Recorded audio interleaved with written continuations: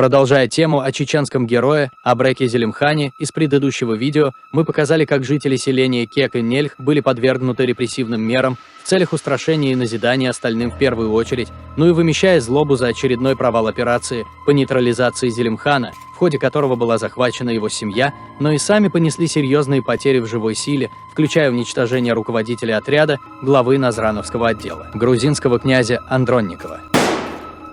Обычная, классическая тактика и мера империи.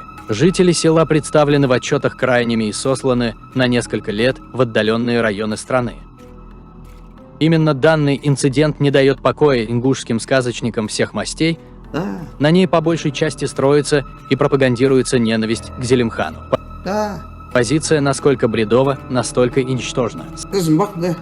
С одной стороны, ингуши газуют за ближайшего товарища Зелимхана, Сулумбека Гадаворжева, противопоставляя его первому. Однако, Сулумбек – участник описываемых событий, если использовать военную терминологию «заместитель». С другой стороны, ингуши обвиняют Зелимхана в репрессиях, которым подверглись села Кек и Нельх. Но при этом забывают, что рядом с Зелимханом находился все тот же Гадаворжев. С другой опять стороны, обвиняя в своих лишениях Зелимхана, скромно умалчивают, что сослало то население царское руководство. Сослало вопреки всестороннему сотрудничеству и участию населения в операции. Исключительно в отместку за гибель князя Андронникова и прочих чинов, задействованных в походе, включая сюда и погибших ингушей. И при этом больше всего умиляет знаете что? Нет, не молчание, а фонтанирующие похвалы, чествование некоего персонажа из числа ингушей по фамилии Катиев и ему подобных, прямого участника в офицерском чине, подчиненного Андронникова, особо отличившегося как в операции по поимке семьи Зелимхана, так и в карательных мерах в отношении жителей хуторов Кек и Нельх. Конечно же, данный эпизод из его службы скромно умалчивается ингушскими баснеписцами. Обходя стороной данный отрезок времени, акцентируя внимание на его иные какие-то, укладывающиеся в их понятия о чести, морали, этике, героике, мировоззрения, блеск его орденов, заслуг в войне с Турцией, наградное оружие и прочее. Он как бы не только является знаковым человеком для нашей семьи, он является значимым человеком для ингушей в целом. Я просто похлопаю. И тишина о роли в поимке семьи Зелимхана, репрессиях окрестных сел. Причем тишина обуславливается не из-за незнания, просто блеск сияющих эполетов и орденов перевешивает в их сознании чашу весов. Стало быть, Катиев никто иной, как герой. Ну а ссылку жителей Кек и Нельх всегда можно списать на чеченцев в лице Зелимхана. Прошу не путать, не царское руководство, не войска, не Катиев, а Зелимхан.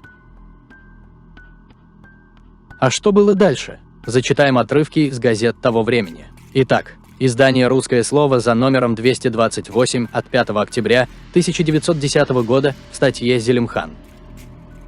Владикавказ. Наместник Кавказа граф Иван Илларионович Воронцов-Дашков удовлетворил все представления начальника Терской области генерала Михеева о наказании ингушей за убийство Зелимханом начальника Назрановского округа Андроникова. Таким образом, если кары приведут в исполнение, то все аулы на хуторах в районе Асинского ущелья будут разрушены, а жители их выселены. Напуганные этой угрозой, ингуши поднялись против Зелимхана и преследуют его, так что он вынужден скрываться даже от них. Ингуши Назранского округа решили выделить из своей среды отряд для поимки Зелимхана.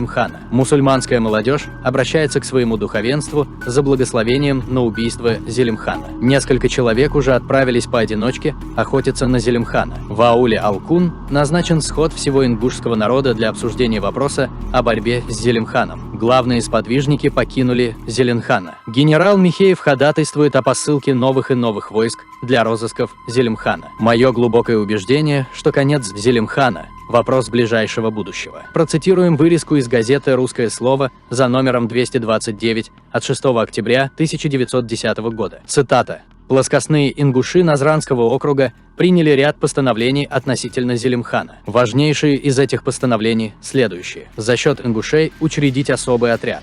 За поимку Зелимхана живым назначить еще 5000 рублей.